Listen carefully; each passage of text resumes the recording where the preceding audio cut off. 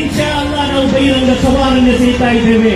ಇಷ್ಟರ ತನಕ ಯಾವ ಹಿಂದೂಗಳ ಆಸ್ತಿಯನ್ನು, ಯಾವ ರೈತರ ಹಕ್ಕಿಯನ್ನು ಕರ್ನಾಟಕ ರಾಜ್ಯ ವಕ್ಫ್ ಮಂಡಳಿ ಗೊತ್ತಿಲ್ಲ. ಈ ಹೋರಾಟ ನಿಲ್ಲುವುದಿಲ್ಲ, ಈ ಹೋರಾಟ ನಿಲ್ಲುವುದಿಲ್ಲ. ಎಷ್ಟು ತನಕ ನಿಲ್ಲುವುದಿಲ್ಲ? ಈ ಭಾರತವಾಗುವ ತನಕ. ನೀವು ಈ ಅವಸರದಲ್ಲಿ ತಿಳಿಯಬೇಕು. उस वक्त हिफाजत करने के लिए काला पानी की सजा भी बर्दाश्त करने वाले मुसलमान उलमाए किराम थे.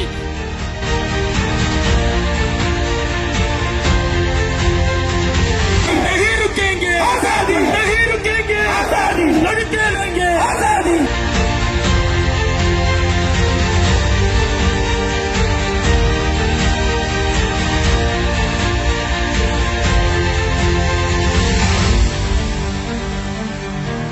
ಎಷ್ಟು ನಮ್ಮನ್ನು ಹೊಡೆದರೂ ಕೂಡ ಮತ್ತೆ ಮತ್ತೆ ನಾವು ಎದ್ದು ನಿಲ್ಲುತ್ತೇವೆ ಅನ್ನುವುದನ್ನು ಕೂಡ ಈ ಸಂದರ್ಭದಲ್ಲಿ ನಾವು ನೆನಪಿಸ್ತಾ ಇದ್ದೇವೆ.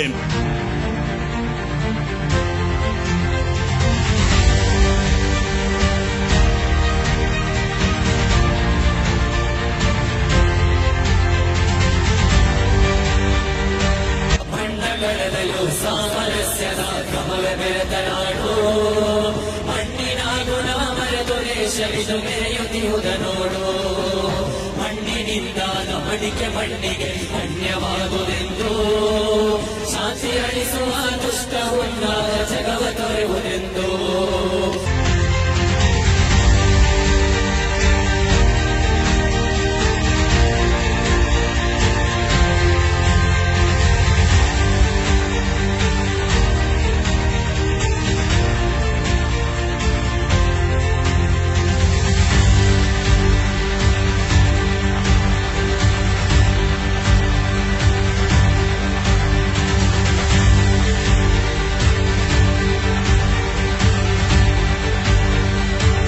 ಭಾರತೀಯ ನಾಗರಿಕ ಪ್ರಜೆಗಳಾದ ನಾವು ಭವ್ಯ ಭಾರತದ ಬಲಿಷ್ಠ ಸಂವಿಧಾನವನ್ನು ತಪ್ಪದೆ ಪಾಲಿಸುವವರು ಮತ್ತು ಅದನ್ನು ರಕ್ಷಿಸುವ ಜವಾಬ್ದಾರಿ ಉಳ್ಳವರಾಗಿರುತ್ತೇವೆ.